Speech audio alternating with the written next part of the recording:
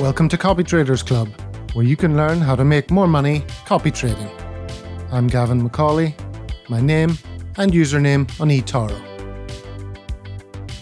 In this episode, I chat with a smart young man who has caught my eye with his intelligent and well-reasoned comments in various places in the eToro ecosystem.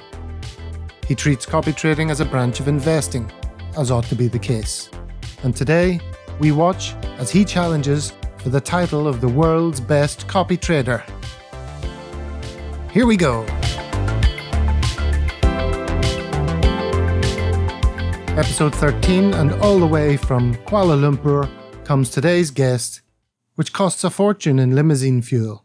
Good job it's a limousine made by Nikola, and the journey is all downhill. Here comes the youngest guest to date at the Copytraders Clubhouse. Better not serve him any booze in the lounge. Maybe a glass of Milo Ping Ping Cow Cow would be best. Bryan, hello. Welcome to Copytraders Club. Hi, Gavin. Thanks a lot for inviting me. It's a pleasure to be here. Well, it's our pleasure to have you. So we're going to go straight through into the VIP lounge, which means we've got to get past reception and answering these quickfire questions. I'm sure you know the drill. Are you ready for those? Sure. Okay. Username on eToro. BryanJee1998. Date you joined eToro. 1st of January 2020. Year of birth. 1998. Place of residence. Kuala Lumpur, Malaysia. Profession. Currently 4th year chemical engineer. Still a student. Briefly state what you aim to achieve on eToro. I aim to constantly outperform the S&P 500 and Nasdaq 100 through copy trading. Name one of your investing heroes. Adam Khoo. Name one of your favorite investing books. Secrets of Self-Made Millionaires by Adam Khoo. That completes the formalities. Let's proceed into the VIP section here at the clubhouse. The splendid Copytraders Club lounge awaits us. Bryan Jee, aka BryanJee1998, aka Copy Trading TV. Are you ready for this magical transition? Yep, let's do this.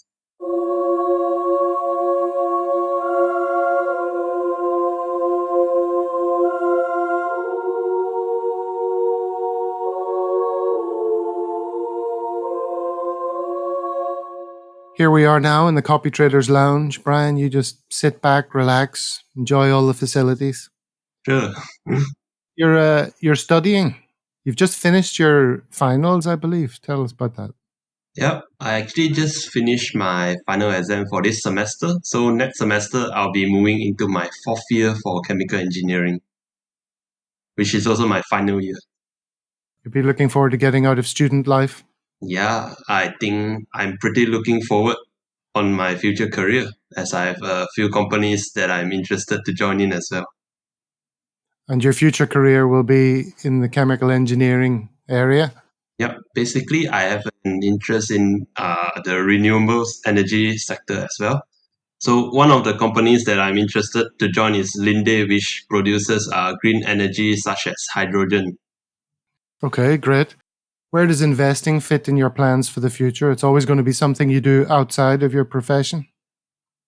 So actually, I discovered investing back early in 2020. So after reading through quite a number of articles, books, and also YouTube videos, my ultimate goal for investing is to achieve financial freedom, hopefully in my 30s, through various sources of passive incomes. So eToro copy trading will be my primary one, which will be most of where the passive income comes from. And I also plan to work hard to discover my passion as a chemical engineer to increase my active income. So which will also allow me to invest larger amounts every single month.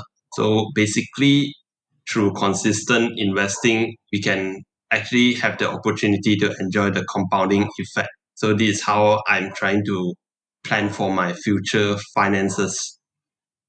Well, it's amazing to have that mindset at such a young age. That's a great thing. Time is on your side. So let's talk about how I came across you, Bryan.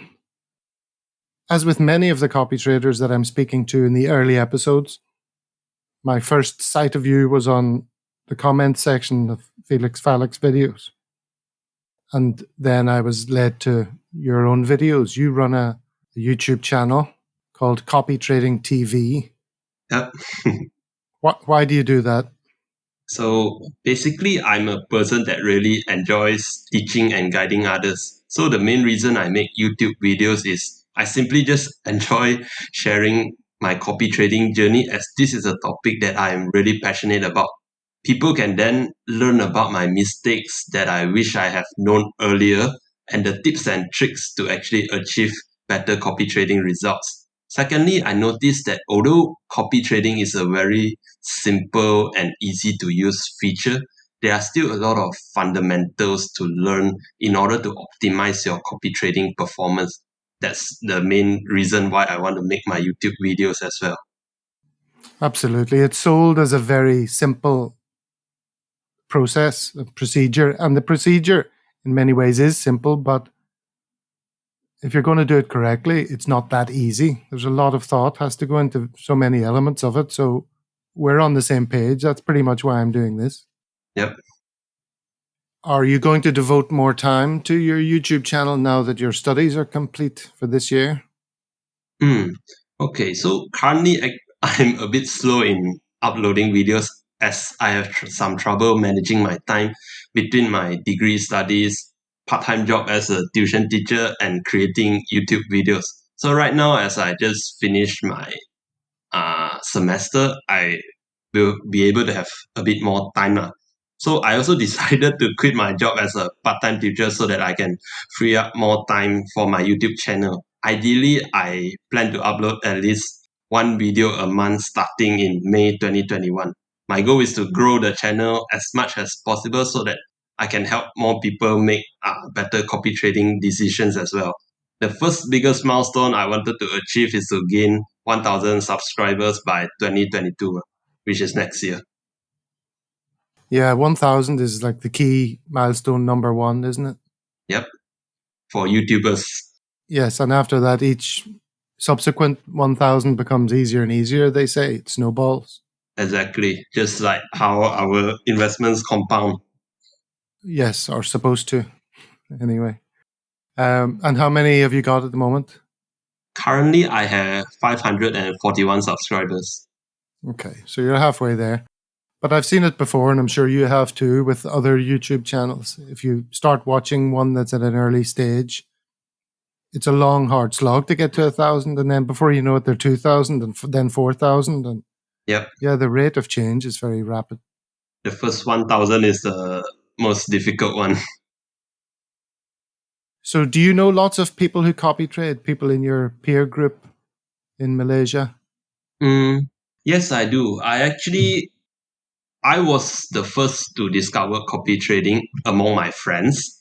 There are already many people doing it in Malaysia, but I was the first among my friends. So I actually recommended eToro copy trading to quite a number of friends, as I think it's a really amazing feature.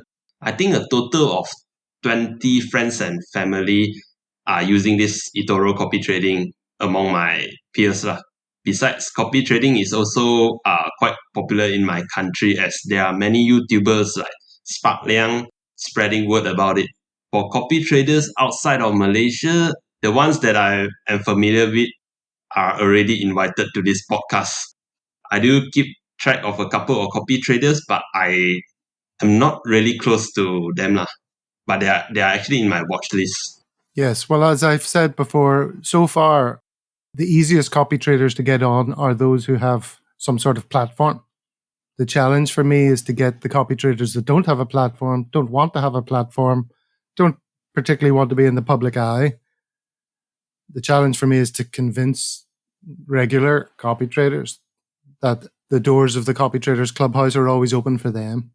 And if they could come on and share their experiences and their journey, that would be of great help to all involved. Okay, I'm going to ask you a question from the book, The Art of People. Can you pick a number between 1 and 10? 10. Number 10. How would your favorite teacher describe you? Interesting question. So, back in my school days, I used to be one of the naughtiest student because I used to cause a lot of trouble in the class, like not doing homeworks and questioning my teacher about his or her knowledge, stuff like that. But in the end, despite being very naughty and disobedient, I still put heart in my studies and put in a lot of hard work to study hard. So in the end, I still managed to score the desired results that my teacher are looking for.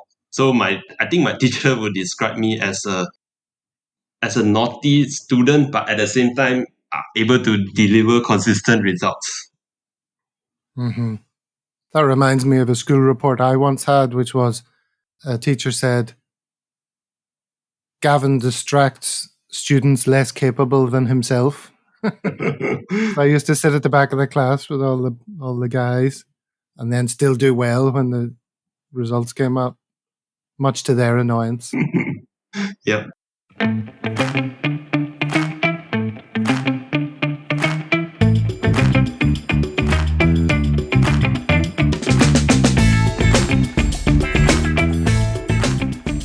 Right, let's move on to your bio. Bryan, would you like to read the bio section on the right side?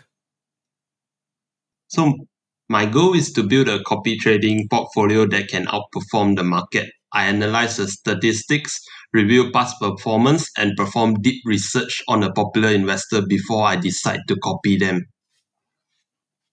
I aim to achieve consistent medium risk profits and end every single year with decent profits through diversification. My portfolio is currently diversified into the best performing PIs with around 10 to 20% of my equity. The reason for this is proper risk management so that I do not get overexposed to one particular PI. This is done by carefully selecting the best PIs of different strategies, swing trading, buy and hold stocks and ETFs traders to minimize drawdown and maximize returns. The benchmark I use to compare my chosen PI's performance is S&P 500 and Nasdaq 100. I aim to achieve an average annual return of 10 to 20%, but my main focus is to consistently outperform the benchmarks with lower drawdown. So clearly from that, you're someone who puts a lot of thought into their copy trading. You're treating copy trading as a form of investing.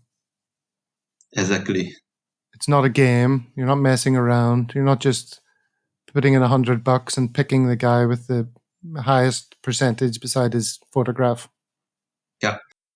And that's clear both from your profile and also all the comments I see you making in various places, on videos, in the Facebook group.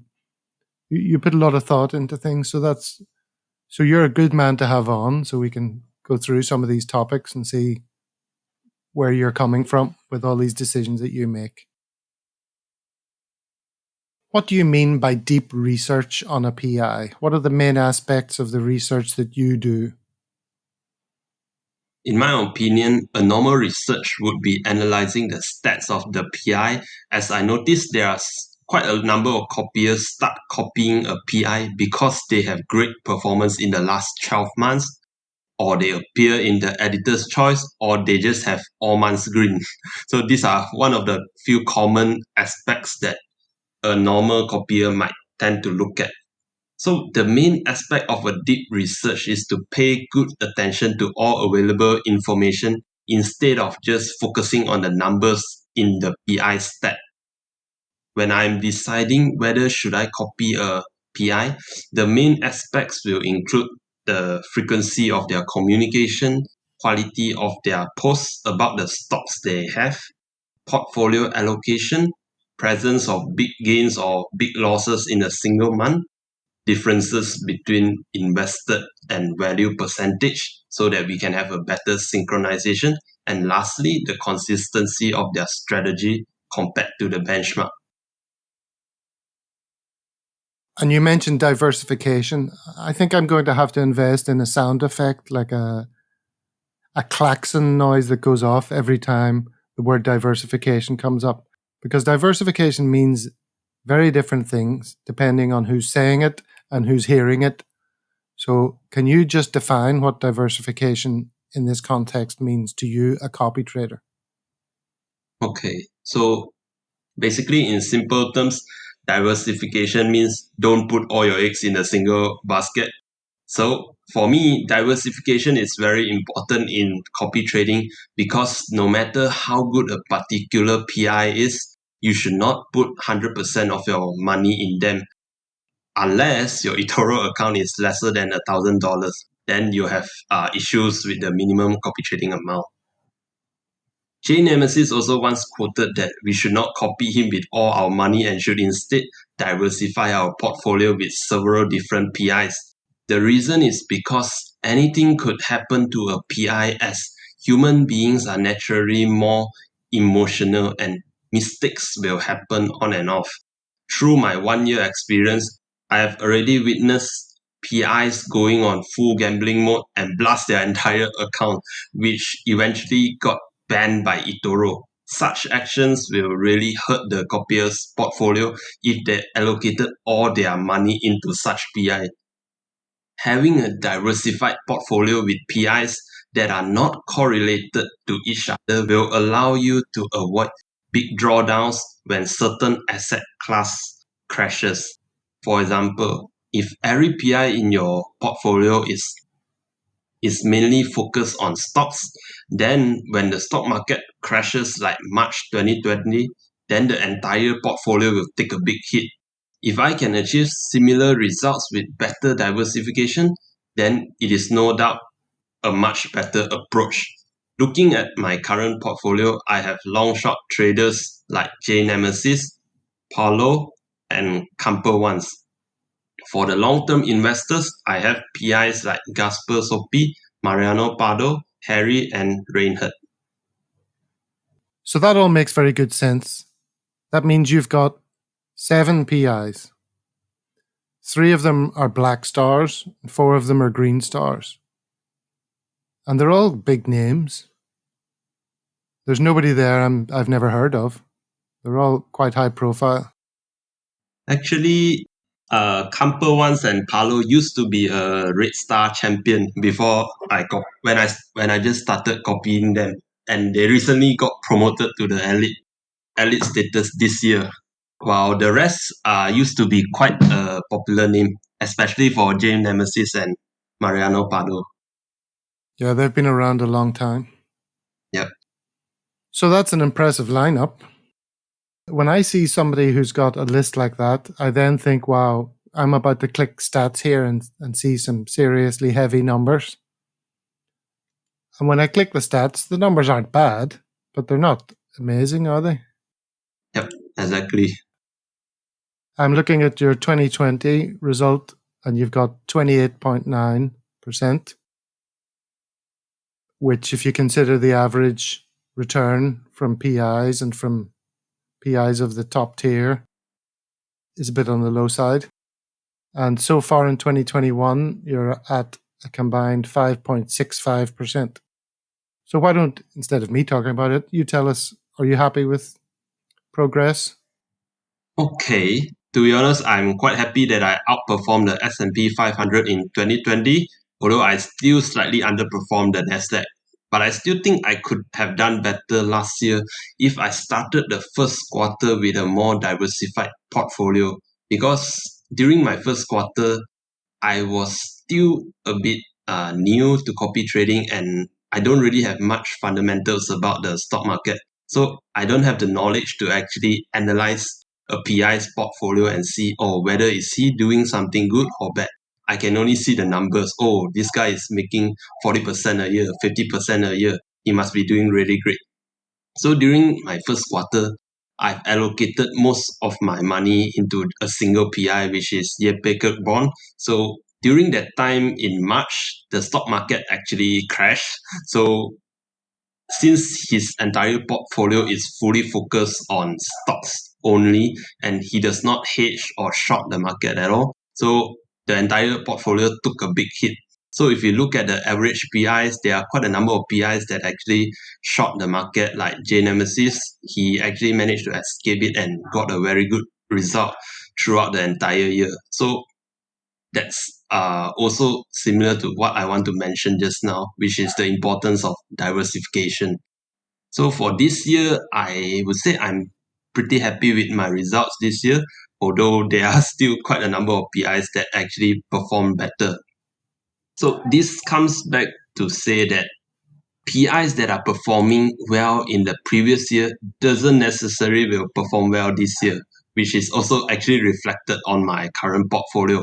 PIs like Paolo, Reinhardt, and Harry actually had a very good performance last year, but during the first quarter this year, they actually underperformed quite a lot of number of PIs. So it comes back to the word past performance really does not guarantee future performances.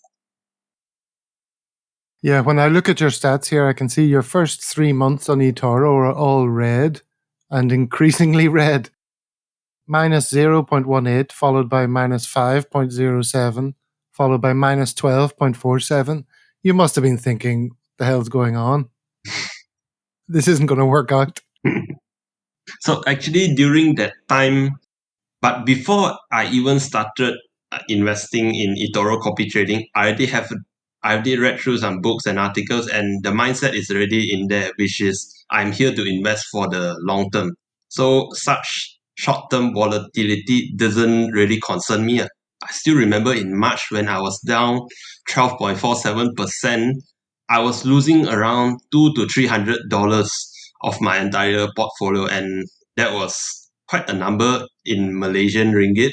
So I was a bit concerned, but I keep reminding myself that I'm here for the long term.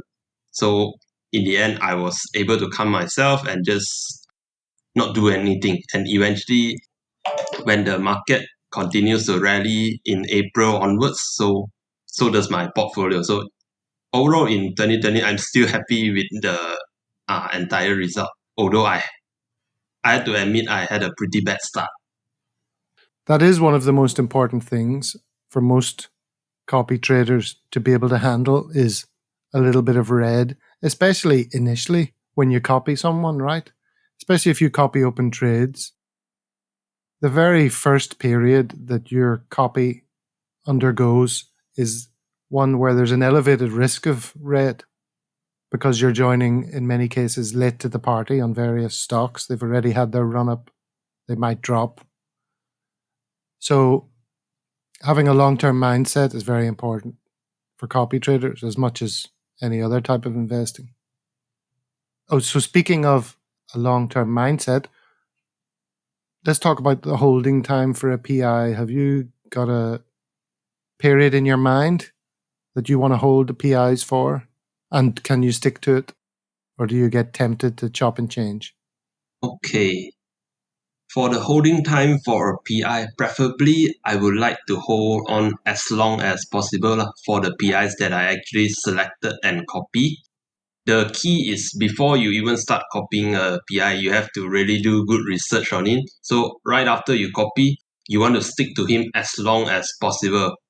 There are actually a few criteria that would only cause me to actually close a copy. So the first thing is when the PI changes their strategy and is no longer sticking to their original strategy. So this is a red flag, and I will really consider to close the copy, even if I have to close it in red. And the second factor is when I actually need to use the money. So let's say if I have to pay my degree fees, or I had some fees or payments that I need to complete, then I might have to stop the copy to withdraw the funds. So other than that, I think there aren't any better reasons for me to actually stop the copy, unless the PI wants to add funds and I do not have funds to add, so that I have to restart the copy. And yeah, I think these are only the three reasons. Other than that, I'll prefer to hold as long as possible. Yeah, I was looking through your old posts and videos prior to this, and I was reading your post about how you said your biggest mistake in 2020 was not diversifying and sticking to the one PI, albeit a very good PI, Jeppe Kirk Bond.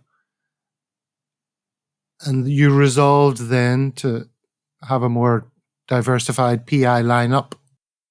I note you used to have my man Elite Vol, who you said at that time you're going to copy for the long term.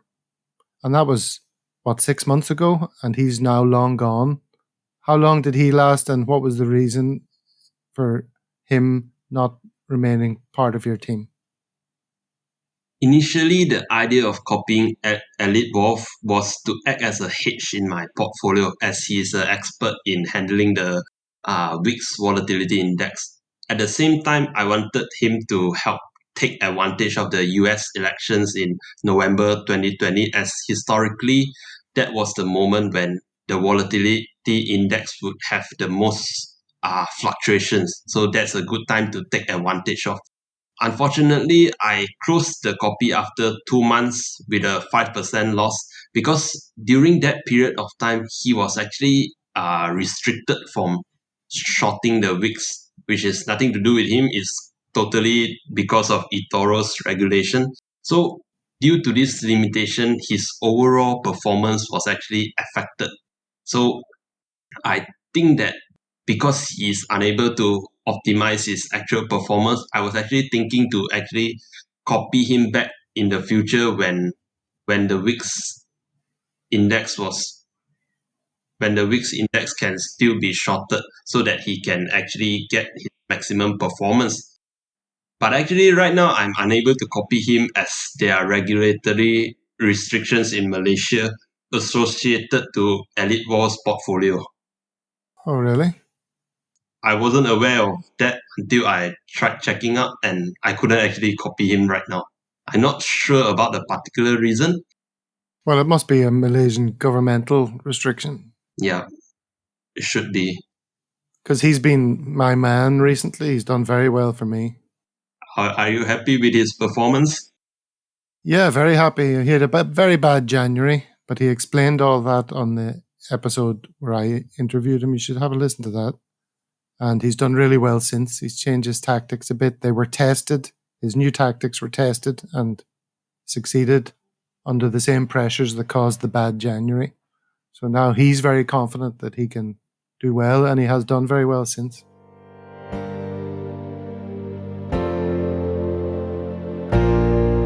Hey, hope you're enjoying today's show. I'm sure you've subscribed already. If you're a successful copy trader, happy to share what you've learned. There's no need to have a public profile. Please get in touch. Otherwise, listener, the bigger the club, the better for you. So tell people on eToro about this show. Ask your PIs to come on. That way you will get to know them better. We build this club together.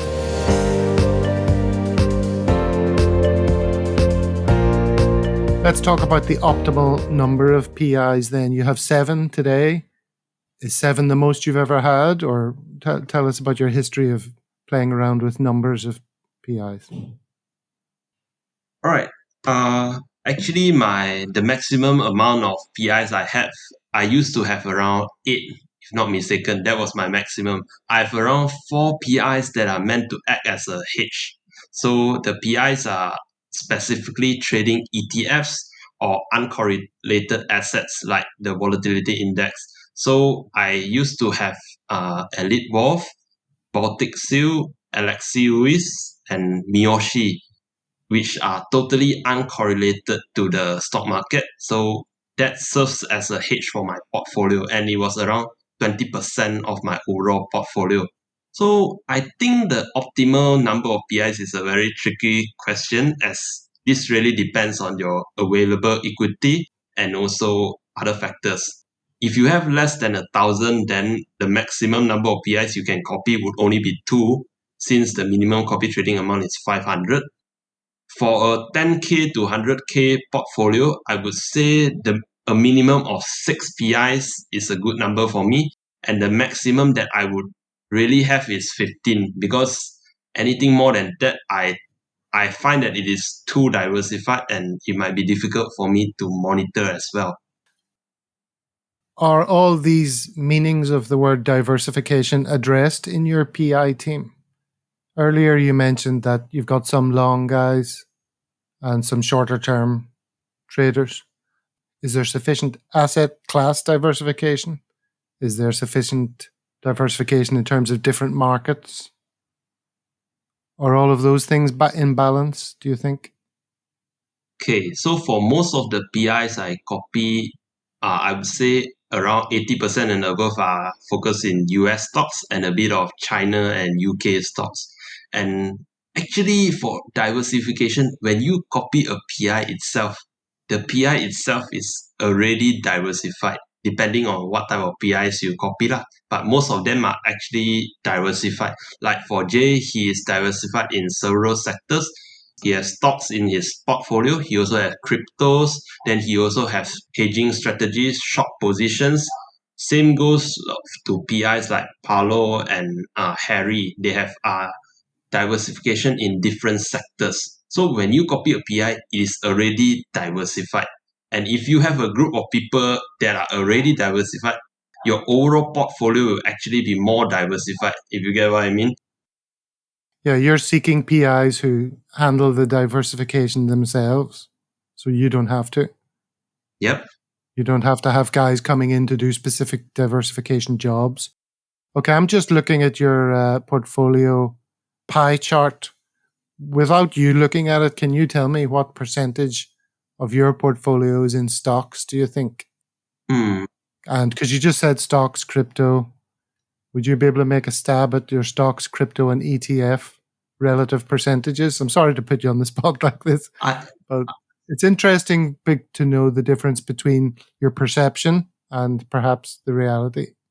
Okay, to be honest, I check this quite often about my asset allocation. So I think I have a rough number. Stocks should be around 92%, crypto around 4%, and the remaining 4% is ETFs. Yeah, you're in the right ballpark. I have to give you full marks for that. Just under 94% for stocks, 3.5% for crypto, 2.75% for ETFs. Those numbers don't look hugely diversified when presented like that.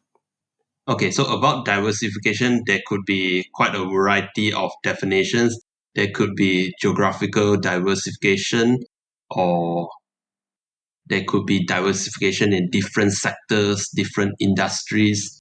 Although, like for example, although most of them are focused in stocks, but some might be in US stocks, UK stocks, and also China stocks. So, although I have 94% of my portfolio in stocks, there might be a difference in the stocks. Some are in the UK sector, some are in the US sector, and some are in the China sector.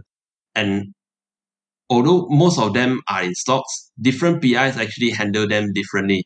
Some they have short positions on the stocks, and some actually trade them for the short term to gain the momentum, the bullish momentum, especially for earnings call, and some of them actually want to hold them for the long term.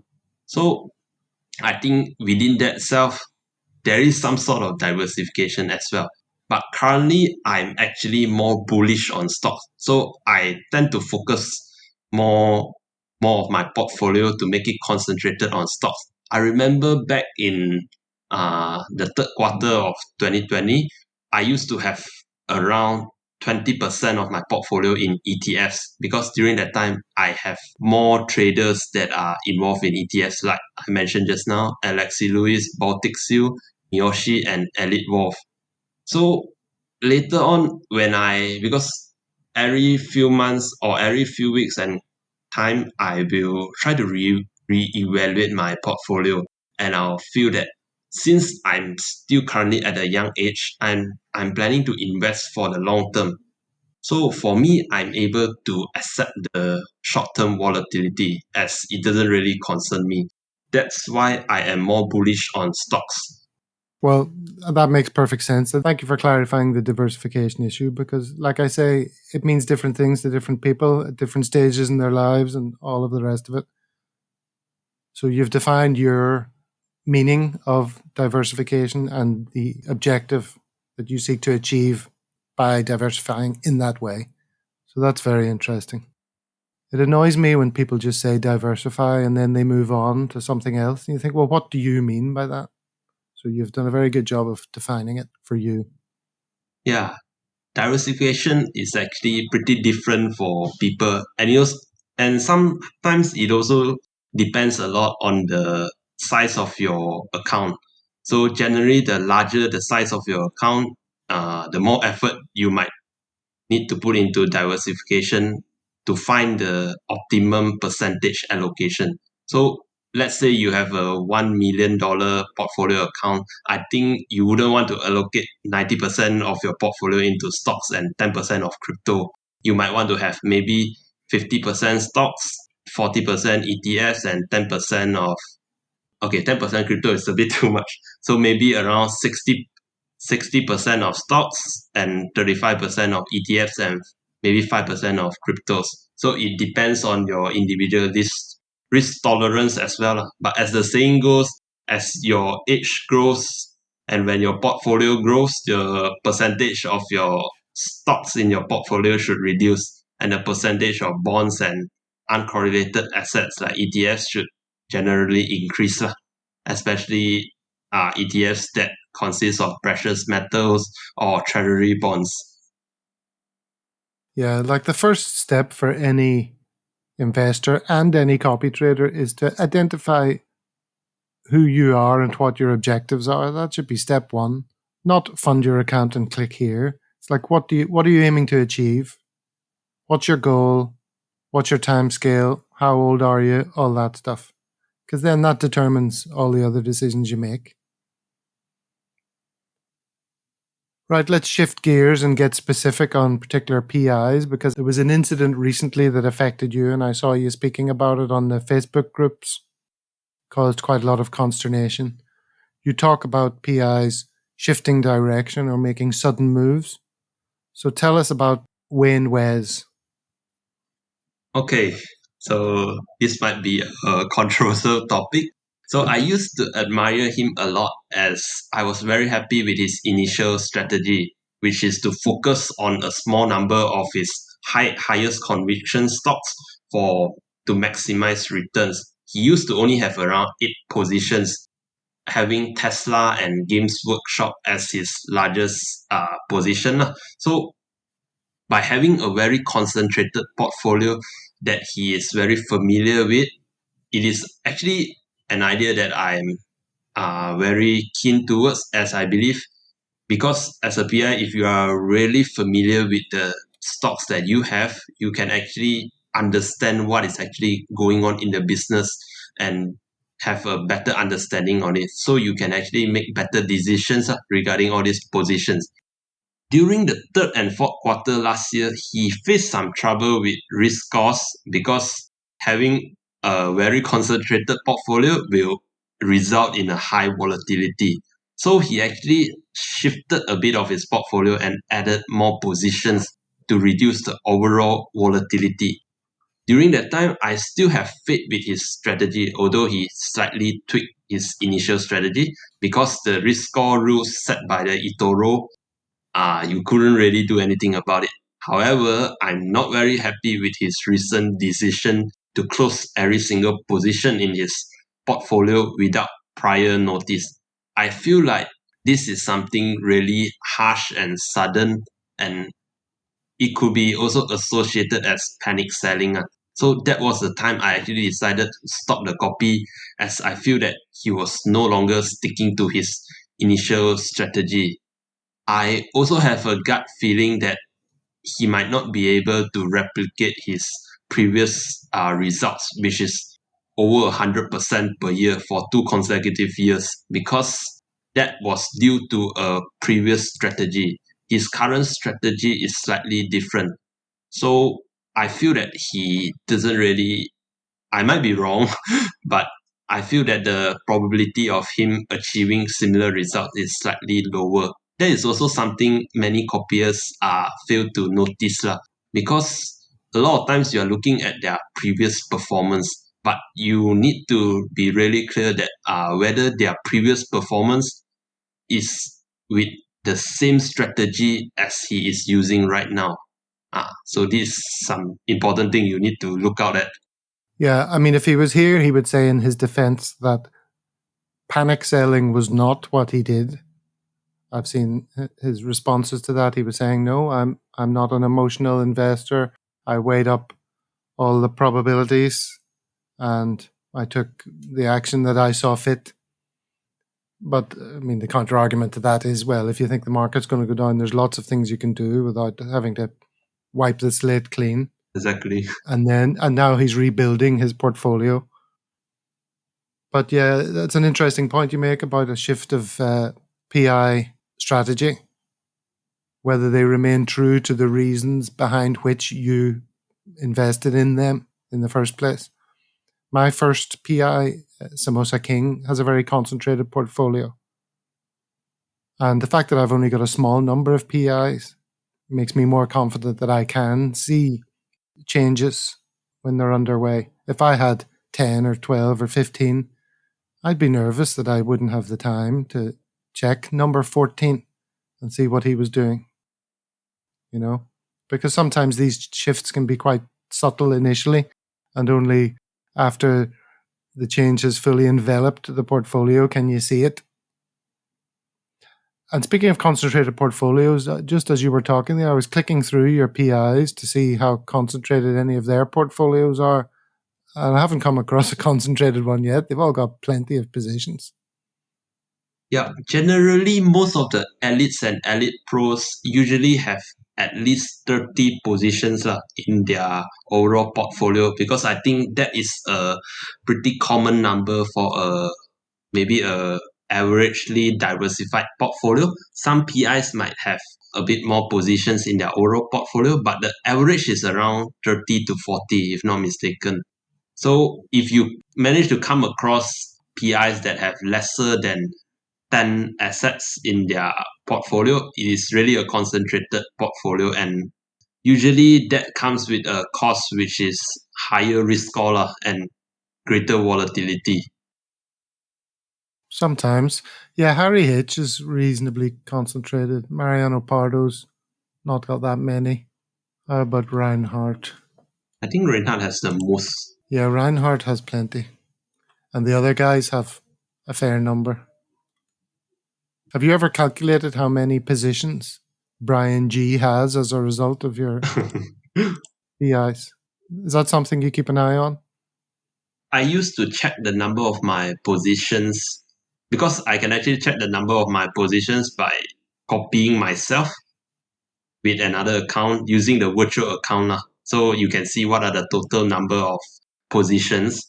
Oh, that's a good idea. I'd never thought of that. Yeah, I used to do it because I can use my friend's account just to copy me with my virtual account. Then I can check what are the exact percentage allocation of each positions. So I think I have around more than 100 positions basically. Well, that would be an interesting feature to add. If eToro could add that so you could see at a glance how many positions you have against your name, so you don't have to, copy yourself with a virtual portfolio of your friend. Yeah, that's a good feature to have. That should be something. Because it's your portfolio. That is what makes up your portfolio. One of the problems for copy traders is at a glance, you think your portfolio is your PI list. But in reality, your portfolio is everything that they own. Full of stocks. Yeah. See, the Copy Traders Club is a great place for marketing ideas for and improvements to the platform for eToro. How do I turn that into a paid consultancy? That's the question. Exactly. Maybe one day eToro will discover you.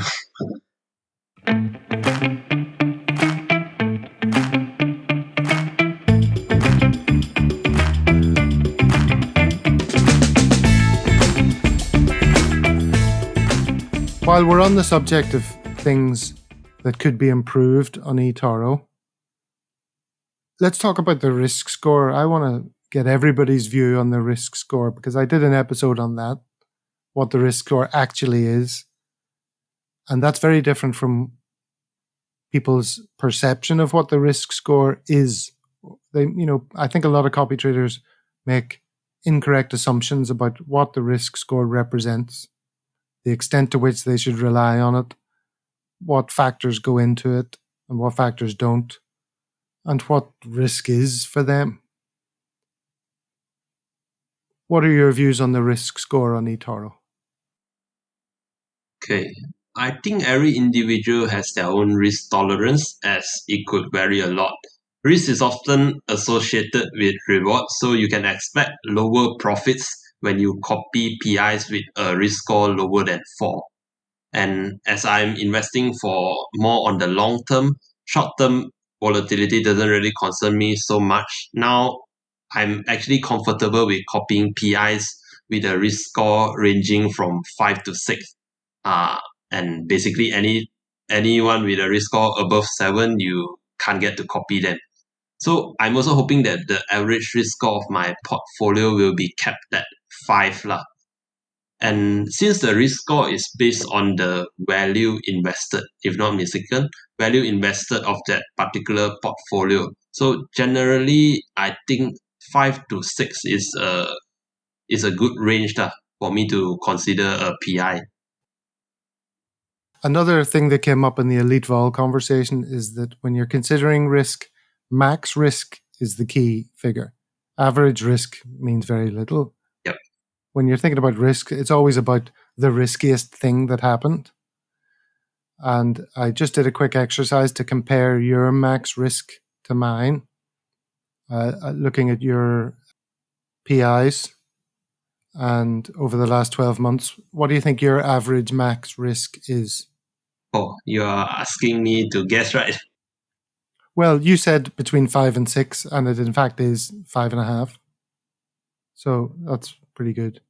And you describe yourself as a medium risk copy trader. I think of myself, I suppose, as medium risk, although mine is more like just under 5. I think if you are a high risk copy trader, I would expect your average risk to be around 6. And maybe your max risk might shoot up to 7 on and off. Well, tell me, is the risk score the only factor you consider when thinking about the risk involved in a PI? Or is that just one element of it? Yeah. So risk score is definitely not the only thing you look at. You have to look at their portfolio allocation as well. So a good rule of thumb is not more than 10% in a particular asset. So some they might have very low risk. For example, Oliver Demel, he has a very low risk, around 1 to 2, and all green months. But if you look at carefully at his actual strategy, it is actually more riskier than you think it is. So there are other factors that actually play into hand, like what is the things that the PIs is actually doing. So what I like to do is I often go to their profile and check on their trades. What are the trades they do? What is the percentage allocation that they put in one single trade? That actually defines a lot about risk. Because I remember when I was copying Miyoshi last time, Miyoshi actually put around 60% of his portfolio into a scalp trade. So 60% for several few minutes and then he's out of it. And can you imagine like 60% of your portfolio is actually into one single position, betting it to go up or go down? So there are quite a number of things that you can't really see just by looking at the risk score. So definitely you want to take a closer look at all these things. Yes, it's dangerous just to think that the risk score is all you've got to do. Let's move on to another important issue. I have an important announcement to make now concerning the Federation for the Unified Copytraders title. In the red corner, defending copy trading champion of the world, the Singapore slugger Victor Zhang. And in the blue corner, the challenger from Malaysia, Bryan the Juggernaut Jee. We have a judge's decision. The decision is in and it's unanimous. The winner, and still FUCT champion of the world, is Victor Zhang. It was a good effort, Bryan. There you go. Listener, Victor remains the undisputed copy trading champion of the world. You think you can take him on? Get in touch and we'll set a date for the big fight. Commiserations, Bryan. But you're young and hungry, and Victor's aging reflexes will soon start to fade. So there's every chance of a rematch after the end of 2021. You must be disappointed. How are you feeling right now? Yeah, actually, I see Victor as a, how do you say, idol for copy trading, as well as he is no doubt he's one of the copy traders that got one of the best results in 2020 of all the person that I've searched lah. And he actually has a max risk of only 5, and achieving 48% in a year is excellent. But I look forward challenging him in the upcoming years as well, as 1 year is still a short period of time, and I would like to see our performance in a longer time frame, such as a 5 year period or maybe even 8 to 10 years. And I think that's a better time to actually compare our actual results. I think he has a very diversified copy trading portfolio. He has around 30 PIs and copy portfolios, which is not something that I would do, but we'll see about that, about the results as time will tell. Yeah, he puts in a lot of effort. It's a lot of hard work for him to do what he does, but he's the reigning champ. I'm sure there's people out there who could dethrone him. He might not be the champ when it comes around to your second crack at the title. So we look forward to my social media contacts being inundated with copy traders wanting to be considered for the next matchup. Yeah, I think they should hold a competition for copy traders and see who's the winner every year. Well, this is it. We are the official governing body. Oh. Copy Traders Club has set up the Federation of whatever the hell it was. Federation of Unified Copy Traders title. All right, let's move on to the future. Tell me one feature you would love to see on eToro. We've already stumbled across one, which was the idea of being able to see on your profile how many unique positions you have. Tell me another feature you'd like to see. Okay, one of the feature that I would like to see most is being able to extend the line chart more than 2 years. Right now, when you go to a PI's portfolio, you can only see a maximum of 2 years back performance, as line chart is actually more important than the bar chart when it comes to copy trading, because the line chart is something what a copier will experience if you copy trade it, and the bar chart is actually more towards the PIs or the traders' actual performance.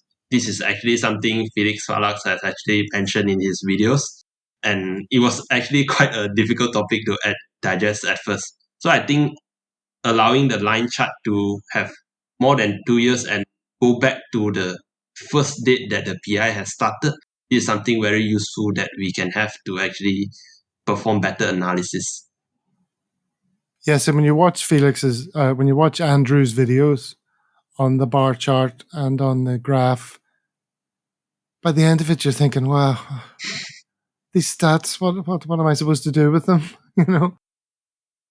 I mean, it's a difficult thing to present all the necessary information with every factor. It's obviously a difficult thing to do. And knowing when PIs put money in and how that affected the monthly returns and how that would affect the graph as well. And when you put money in and when you take money out as a copy trader, it's also very complicated. So the more I use all the features in eToro, the more I realize that everything is for guidance only. And if you can't accept the information as the end point, everything requires further thought, further analysis, further consideration. Anything else you'd like to see change on eToro? Yeah, actually, I have 2 more things that I would like to see. One of them is, if possible, I would like to see risk score that is more than 12 months also. Right now, they are only displaying a maximum of 12 months. If possible, I would like to see the risk score from the very beginning month they ever start, the PI even started on eToro, so that I can see, let's say in a particular month, like for Miyoshi, in one of his months, he have 27% gain in that single month. But I'm not sure about the risk score in that month because it's already past 12 months. So this is a thing that I can't really get a answer that I want. So usually what I'll do, I'll just ask the PI directly, like what exactly happened in that particular month? Why did you get so much return? And another feature that I would like to see is the percentage invested for close position. So when you go to a PI's history of close positions, you can only see what they close and what is the profit, but you can't see how much percentage is allocated in that position. So let's say in January, in the GameStop frenzy. So let's say a PI invested in GameStop and he gained 1,000%, but we're not sure whether is it risky or not because we don't know how much percent of the entire portfolio is invested in it. If he invested only 5%, oh, then it's okay lah, it's acceptable. But let's say if he's invested around 50 to 60% of his portfolio into a single risky asset, then it's a red flag for me. So I believe all these improvements can help copiers make better decisions as well. Those improvements certainly would help copiers who have that kind of inquisitive mind and are seeking that level of detail. Just for a laugh, what percentage of copy traders do you think click through to see individual trades? I'm not sure. I would say maybe less than 20%. I'm sure it's less than that. Yeah. I get the feeling that the vast majority of copy traders don't go deep on many issues. I don't know whether that speaks to the approach of the copy trader themselves or how easy it is to get things done on eToro. It's very easy to do things. Exactly. So it's easy to do things without worrying too much about what every single thing means. But, as copy trading matures and becomes more of a serious pursuit, more and more people are going to take it seriously and they're going to want to know all these things. So it's good for eToro to be ahead of that curve. I mean, already clearly there's plenty of copy traders who want to know this level of detail. Yep. Okay, excellent. So Bryan, before we wrap it up here, you're a man who knows how to put together content. You've got your own YouTube channel. You've made a bunch of great videos. Specifically, there's a great one on the copy stop loss, which I recommend everyone check out. Do you have any suggestions for me on this podcast? As a listener, what things do you want me to talk to people about? What sort of areas do you think are underexplored when I'm talking to PIs, other copy traders, people from eToro? Give me some ideas. I think for topics wise, I think you have already covered quite a huge variety of interesting topics and you have already well planned each session ahead as well. But maybe one of the suggestions that I can give is to keep each session within 30 minutes. I'm not sure whether is this a good idea for podcast. In YouTube, audience retention is something very important so that you can reach out more audiences. So maybe you can consider splitting it into 2 episodes if that particular episode is too long. Yeah, this is the same thing Victor Zhang recommended. And he's also saying because on YouTube, XYZ. I appreciate the suggestion, but I reject it because it's not YouTube. This is a totally different thing. It's not flashing colors and moving pictures and videos you're watching when you're supposed to be doing your work, and you want to get it over with in 5 minutes flat. Podcasts, to my mind, are much more intimate. You can be lying in a darkened room and on your bed with your earbuds in and be transported to another place. And, you don't have to listen to the whole thing if you're not into it. But you never know what gems could come up over the period of a longer conversation. Sometimes the best things that come out are the things that I had no idea we were going to talk about. Exactly. For example, on this episode, that little point about being able to see how many positions each copy trader has. Yeah. I didn't know that was going to come up. We didn't plan about it. And, I think that's the beauty of a podcast. You can talk for ages, and as long as it's all interesting, and listeners to podcasts are enthusiasts on the subject, or the person who's the guest. So I don't mind a long podcast listen, and I'm gonna keep them long. I keep them to an hour maximum. Yeah. Really, or I try to. Much more than an hour is ridiculous. But as I can see, we're certainly over that in terms of what we've recorded tonight, so I'll edit it down for sure. All right, Bryan, thank you so much for joining us. It's been great fun to talk to you. It was very interesting to hear the views of another copy trader. Your style is a little bit different from mine, but what I love about you is that everything is thought out. You're not doing anything on a whim. So I hope the listener got a lot from hearing our conversation. So thank you very much, Gavin, for inviting me to this podcast, and I look forward for upcoming sessions as well. Thank you. All right. Good man. Cheers, Bryan. All the best. Cheers.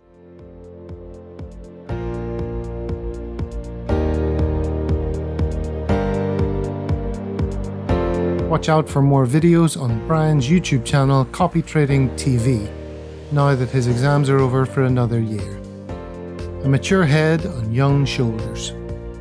I'm sure he's going to do very well in his investing future. Recently, I contacted a number of different potential future guests for the show, and, amazingly, they've all said yes. So my calendar is quite full with exciting chit-chats ahead. We have eToro in the house, a couple of copy traders on the way, and a range of PIs, including wildcards, straight talkers, rising stars, and even those at the very top of the tree. Much to look forward to. Until next time we meet at Copy Traders Club, I wish you many happy returns. Obviously, anything you hear in this podcast is for entertainment only, not financial advice. Do your own research. This is just generic chit-chat. We don't know your individual circumstances, etc., and so forth.